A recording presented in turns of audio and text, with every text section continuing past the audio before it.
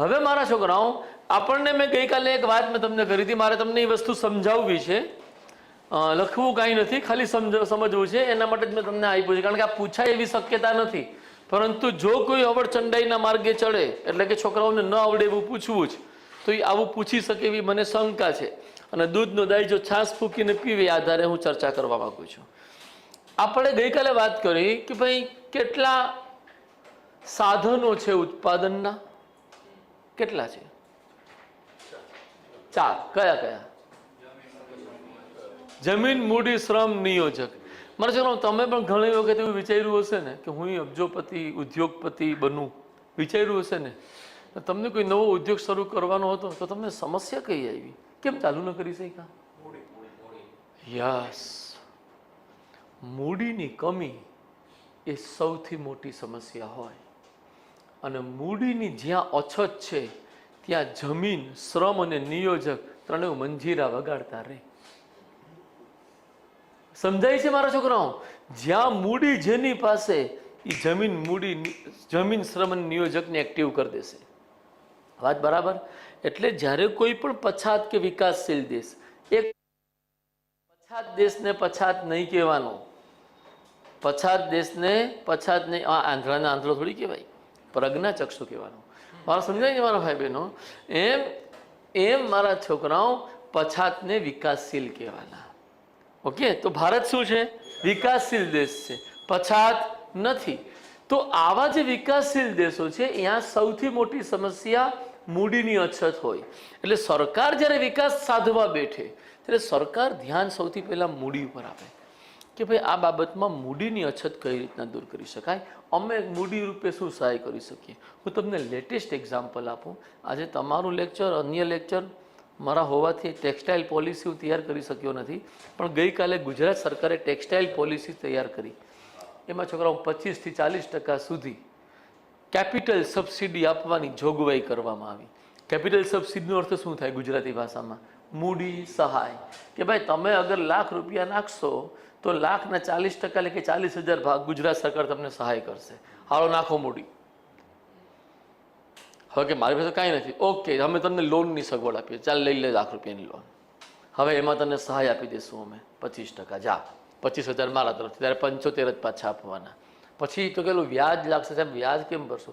Okay, વ્યાજ છે ને અત્યારે 15% ચાલે જ ને, તને 7-8% કરી દઈએ. બોલ, હવે તારે કંઈ જોઈએ છે? હવે તો ઉદ્યોગ સ્થાપિત કરી દે બેટા. આ પ્રકારે મૂડી નિર્માણને પ્રોત્સાહન આપવાનો પ્રયત્ન થાય. હવે કોઈ અર્થતંત્રમાં મૂડી નિર્માણ ક્યારે થાય? તો કે જ્યારે એ અર્થતંત્રમાં બચત જાજી હોય ત્યારે થાય. હવે જો અહીંથી 2 શબ્દ આવ્યા. એક શબ્દ આવ્યો મૂડી નિર્માણ, બીજો શબ્દ આવ્યો બચત. હવે તમે જોયું હશે કે તમારા વડીલો એવું બોલતા હશે, તમારા વડીલો, દાદીમાં, દાદા, એવા કે દાદા બોલતા હોય, ભાઈ આ 5 તોલા સોનું છે એ જ મારી મરડ મૂડી છે. આવું બોલ્યું સાંભળ્યું છે કોઈ દિવસ કોઈના મોઢે? કે ભાઈ મારી મૂડી તો આટલી જ છે, આ જ છે, તેમ છે. હકીકતમાં છે શું મૂડી? તો કે મૂડી ભૌતિક વસ્તુઓનો સ્ટોક છે. મૂડી ટેકનોલોજીકલ વિચારોનો સ્ટોક છે. ભૌતિક વસ્તુઓનો સ્ટોક એટલે માનસ એકેડેમીની મૂડી બતાવો તો આ સિસ્ટમ ભાઈ 2.5 લાખની છે, આ મૂડી થઈ ગઈ. આ 2 AC 1.5 લાખના છે, મૂડી થઈ ગઈ. જે તે સમયે ખરીદ્યા છે ત્યારે આ પૈસા જ નહીં ખાશે ને? હવે એ પૈસા તો બચતથી જ કાઢ્યા હશે ને, કાં ઉધાર લીધા હશે. ભાઈ બેમાંથી એક જ વસ્તુ થાય. તો મૂડી શું છે? તો કે ભૌતિક વસ્તુઓ, જમીન, મકાન, મશીન, આ બધા મશીન કહેવાય, વગેરેનો સ્ટોક છે. હવે ઘણી વખત શું છે, કંપનીએ બીજી કંપની પાસેથી કોપીરાઇટ પેટન્ટ લેવા પડતા હોય, તો જેની પાસે કોપીરાઇટ છે એની મૂડી થઈ જશે. હવે માની લો કે આ ભાઈએ એક બુક લખી, તો એ બુક ઉપર કોપીરાઇટ લીધો, તો એ બુક ઉપરના તમામ અધિકાર એની પાસે આવી ગયા, એની મૂડી થઈ જશે. ભાઈ વાત ગળે ઉતરે. હવે આ મૂડી અગર ભૌતિક વસ્તુઓનો સ્ટોક છે, એ સ્ટોક ભેગો કેમ થાય? તો કે પૈસા ખર્ચવાથી. પૈસા કેમાં ખર્ચવાથી? ખાવા પીવામાં, ગોવા જઈને ફરવા જવામાં નહીં. પૈસા ખર્ચવાના મૂડી ઊભી કરવામાં. જમીન લીધી, મકાન લીધું, ઓફિસ લીધી, મશીનરી લીધી, લાઇટિંગ સિસ્ટમ નાખી, આ બધું કરીએ ને, એમાં પૈસા આપણે નાખીએ. એ આપણે શું કર્યું? તો કે ભાઈ એવો ખર્ચ કર્યો જે રોજબરોજના વાપરવાનો નથી. કેવો છે?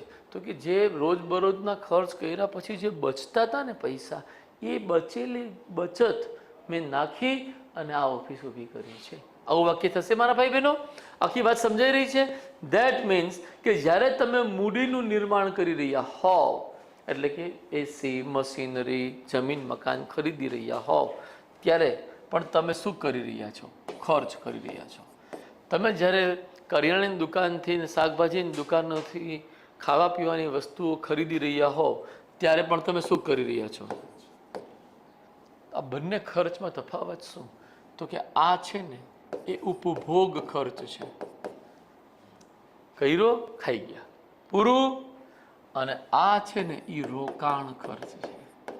ભાઈ રોકાણ કર્યું, આમાં રોકાણ કર્યું કાર ખરીદવામાં, રોકાણ કર્યું જમીન ખરીદવામાં. હવે એના ભાવ વધશે, મને વળતર મળશે. વાત સાચી લાગે? મતલબ ખર્ચના બે પ્રકાર.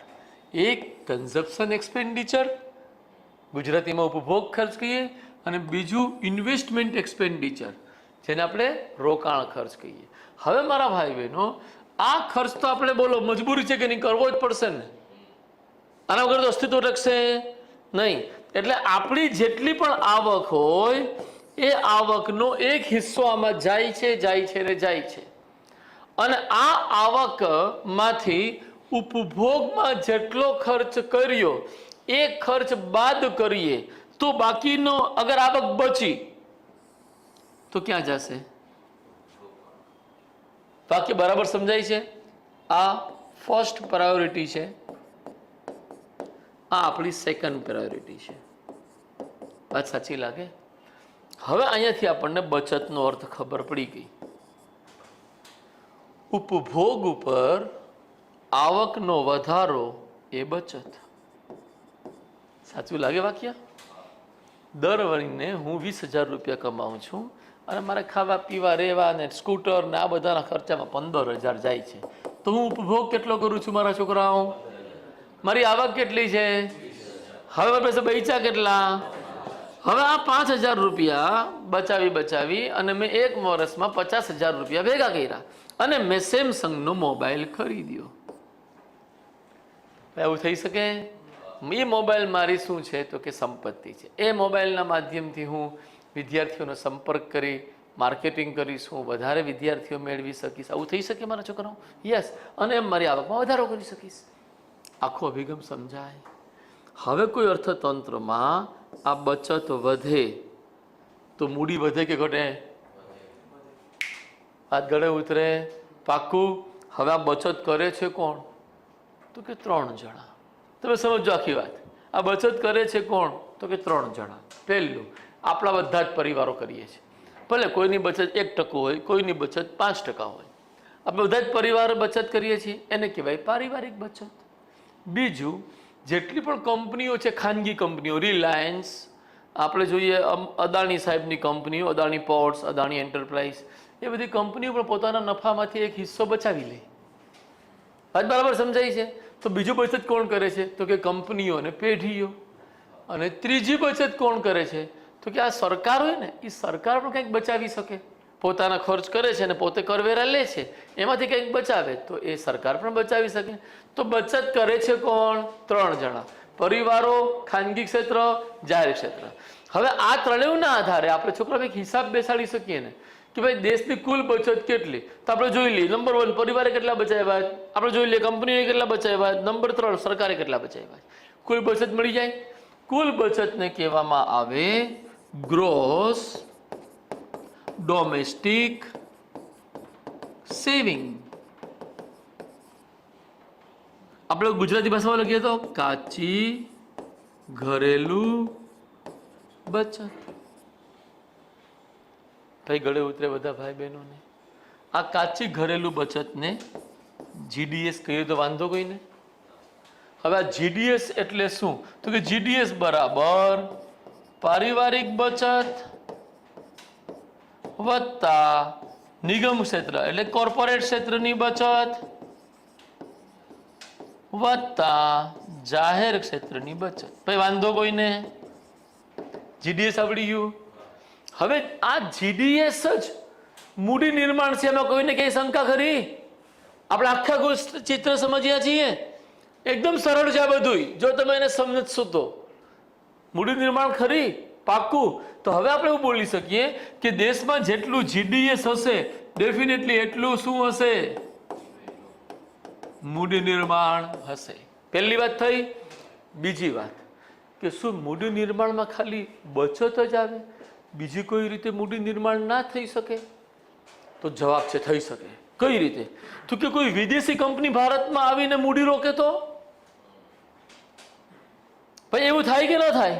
આપણે હમણાં વાત કરી કે ભાઈ એક વિદેશી સેમિકન્ડક્ટર બનાવવાની કંપની સાણંદના અંદર પ્રોજેક્ટ નાખશે અને પ્રોજેક્ટમાં 10,000 કરોડનું રોકાણ કરશે. તો એ 10,000 કરોડની મૂડી ભાઈ ભારતે કમાઈ કે અમેરિકાથી આવી? તો હવે આનો અર્થ એ થાય કે અગર આખા દેશમાં એક વર્ષમાં કેટલી મૂડીનું નિર્માણ થયું એને આપણે પકડવું હોય તો મારા છોકરાઓ આપણે બે વસ્તુ લેવી પડે. શું? તો કે મૂડી નિર્માણ બરાબર જીડીએસ વત્તા, ભાઈ આ વાત બરાબર સમજાઈ રહી છે બધાને? વત્તા net capital inflow. Net capital inflow એટલે શું? તો કે એક વર્ષ દરમિયાન ભારતમાં બહારથી આવેલી મૂડી, પછી આપણા પણ લોકો બહાર જઈને પૈસા રોકે જ ને, માઇનસ ભારતીયો દ્વારા બહાર રોકવામાં આવેલી મૂડી, એને શું કહીશું આપણે? Net capital inflow. હવે માની લો કે $1 કરોડ ની મૂડી આવી દેશમાં અને $30 લાખ ની મૂડી આપણા ભારતીયો વિદેશમાં રોકી, તો એક વર્ષમાં નેટ કેપિટલ ઇનફ્લો કેટલો થઈ ગયો? $70 લાખ થઈ ગયો. હવે આ મૂડી નિર્માણને આપણે એમ બોલીએ કે આ કેપિટલ ફોર્મેશન કહેવાય અંગ્રેજી ભાષામાં. ભાઈ બરાબર લાગે મારી વાતો?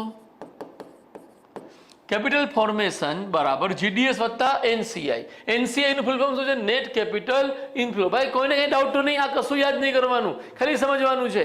ઓકે, હવે ધ્યાનમાં રાખો કે દેશમાં એક વર્ષમાં કેપિટલ ફોર્મેશન મૂડી નિર્માણ કેટલું થયું, તો એ જે આખું ગણવામાં આવે એને કહેવામાં આવે જીડીસીએફ, ગ્રોસ ડોમેસ્ટિક કેપિટલ ફોર્મેશન. ભાઈ ગ્રોસ ડોમેસ્ટિક પ્રોડક્ટ ભણ્યા હતા, ગ્રોસ ડોમેસ્ટિક સેવિંગ ભણ્યા, ગ્રોસ ડોમેસ્ટિક કેપિટલ ફોર્મેશન ભણ નાખીએ. હવે આ જીડીસીએફ નું સૂત્ર બતાવો, તો આ સૂત્ર છે. સંસાર ઘડ્યો મિત્રો, પાકા પાયો મિત્રો. ચાલો વાંચી નાખો.